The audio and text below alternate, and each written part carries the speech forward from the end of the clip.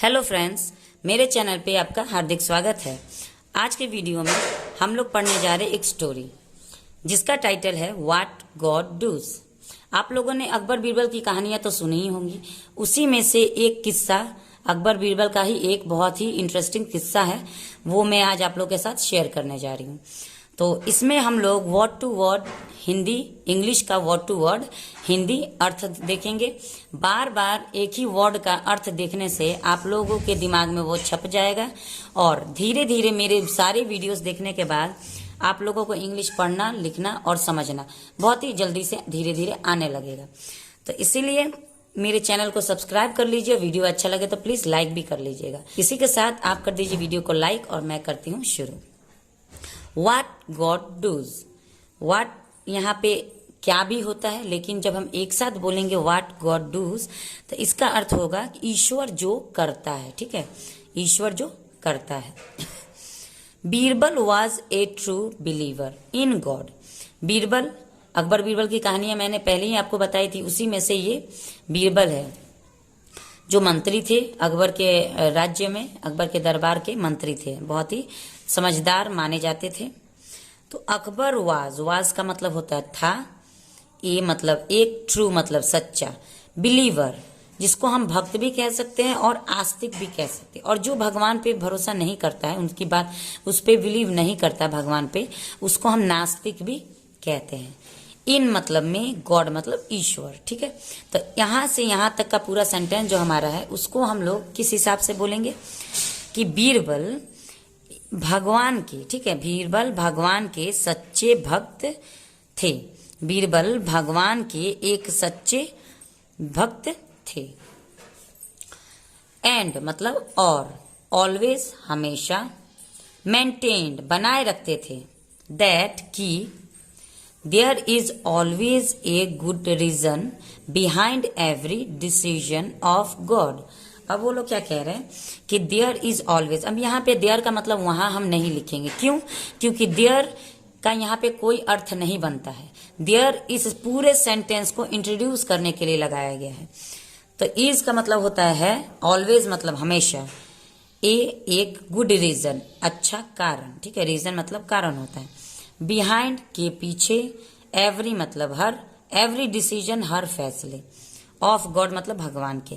अब यहां से यहां तक की पूरी सेंटेंस को हम अगर हिंदी में बात करें तो बीरबल, ठीक है, बीरबल ईश्वर के एक सच्चे भक्त थे जो हमेशा और हमेशा इस बात पर अड़े रहते थे या इस बात को बनाए रखते थे कि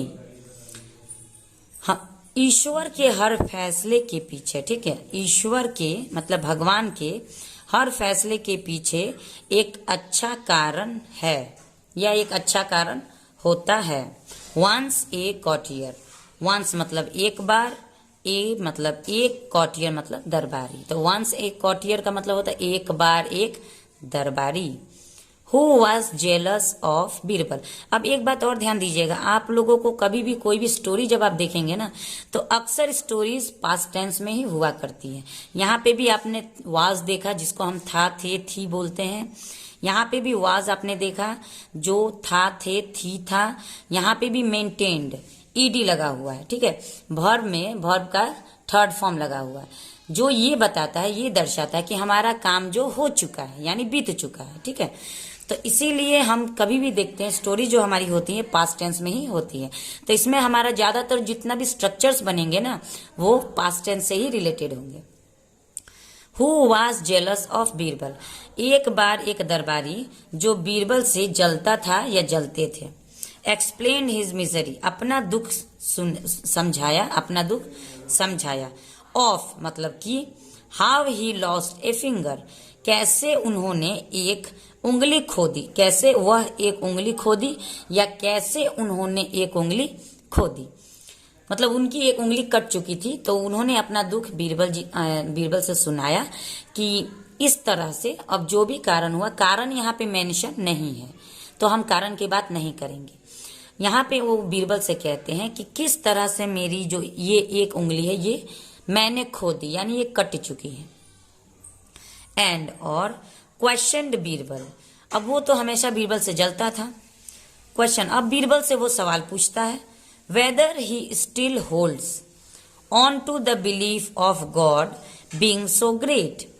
अब यहाँ पे कह रहा है कि बीरबल यानी कि क्वेश्चन बीरबल मतलब बीरबल से पूछा, वेदर ही स्टिल होल्ड्स, क्या अब भी वो मानता है, ठीक है, अब भी वो मानते हैं, on to the belief of God, ईश्वर को, ईश्वर पर अब भी वो ईश्वर को मानते हैं, बीइंग सो ग्रेट, क्या अब भी वो ईश्वर के महान होने का दावा करते हैं या अब भी वो ईश्वर के महान होने पर विश्वास करते हैं। Birbal gave the same reply, फिर भी बीरबल ने सारा दुख सुनने के बाद भी बीरबल ने वही जवाब दिया, बीरबल ने वही जवाब दिया, ठीक है। Whatever happens typically happens for a reason, जो भी, वॉट एवर मतलब जो भी, हैपेंस मतलब होता है, टिपिकली आम तौर पर, हैपेंस फॉर ए रीजन किसी कारण से ही होता है। आप लोगों ने सुना होगा जो भगवान जो भी करता है उसमें जरूर कोई ना कोई अच्छाई छिपी होती है, तो इसी से रिलेटेड आज की हमारी ये स्टोरी है। Which made the कॉटियर very angry, जिससे वह दरबारी गुस्सा हो गया, इसलिए गुस्सा हो गया कि मेरी हाथ कट चुकी है, फिर भी वो कह रहा है कि अच्छा हुआ। अब उसे तो उस समय में यही लगता होगा ना कि ये मेरे बुरे के बारे में चाह रहा है, ये मेरा भला नहीं चाहता है, मेरी बुराई चाहता है, मेरी उंगली कटी हुई है तो उसे अच्छा लग रहा है, ठीक है। 3 months passed by, ऐसे करते करते 3 महीने बीत गए। एंड और 1 fine day, एक दिन का किस्सा, ठीक है, 1 fine day मतलब एक दिन का किस्सा। द कॉटियर, दरबारी, वाइल हंटिंग, के दौरान, शिकार यानी शिकार के दौरान, वाइल्ड हंटिंग मतलब शिकार के दौरान, डीप इन द फॉरेस्ट, जंगल के भीतरी भाग, जंगल के बहुत ही अंदर के भाग में वो शिकार करने के दौरान, शिकार के चक्कर में जाते जाते जाते जाते वो पूरे डीप में पहुंच गए, ठीक है। डीप का मतलब होता है गहराई, यहाँ पानी नहीं है तो पानी का डीप हम अगर बात करेंगे तो पानी की गहराई होती है, लेकिन फॉरेस्ट में कोई गहराई नहीं होती, ठीक है। तो फॉरेस्ट को हम अगर डीप की बात करेंगे तो यहाँ पे हम भीतर कहेंगे, जितने भी जंगल के अंदर जाएंगे उतने जंगल के गहरे पहुंचते जाएंगे। Cot by a group of tribal people, फिर यहाँ पे वाज लगा हुआ जिसका मतलब होता है था, ठीक है।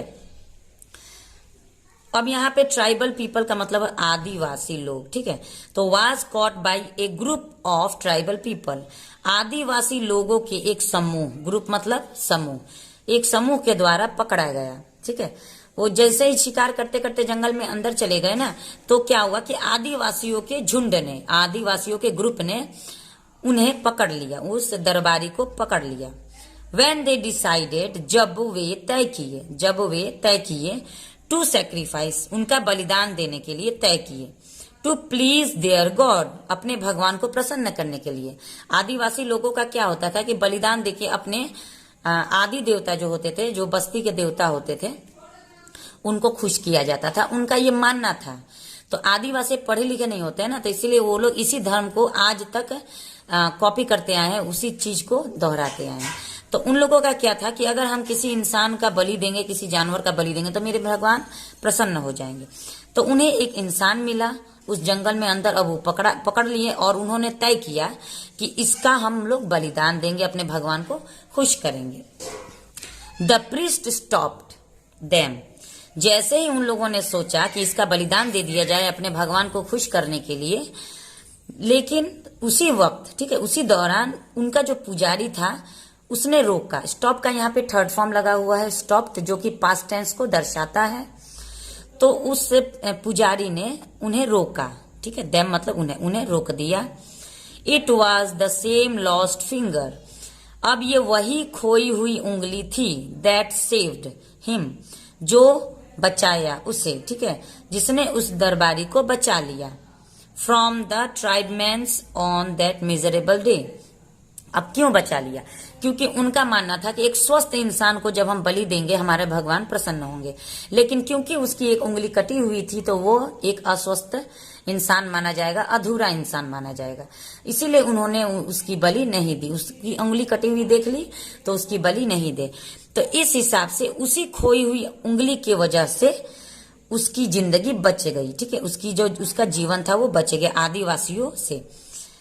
और ऑन दैट मिजरेबल डे, मनहूस दिन, मिजरेबल मतलब मनहूस, तो उस मनहूस दिन पर, ठीक है, उस मनहूस दिन पर उनकी जान बच गई। एंड मतलब और, he was finally set free, और वह पूरी तरह से आजाद हो गए, वो पूरी तरह से आजाद हो गए, उन लोगों ने उसे छोड़ दिया। नेक्स्ट डे, अगले दिन, द कॉटियर मतलब दरबारी, देन मतलब तब, वेंट बैक टू बीरबल, तब वापस गए बीरबल के पास, बीरबल के पास वापस गया वो दरबारी। एंड मतलब और, टोल्ड द एंटायर स्टोरी, उसके बाद पूरी कहानी बताई। हाउ कैसे, द कट फिंगर वो कटी हुई उंगली, हैड सेव्ड हिज लाइफ, कि कैसे वह कटी हुई उंगली की वजह से उसकी जान बच गई। एंड और, ऑल्सो भी, सॉट हिज फॉरगिवनेस, उनसे माफी भी मांगी। कैसे उस कटी हुई उंगली की वजह से उनका जीवन बच गया, और उस दरबारी ने अंततः कहानी के अंत में बीरबल से माफी मांग ली।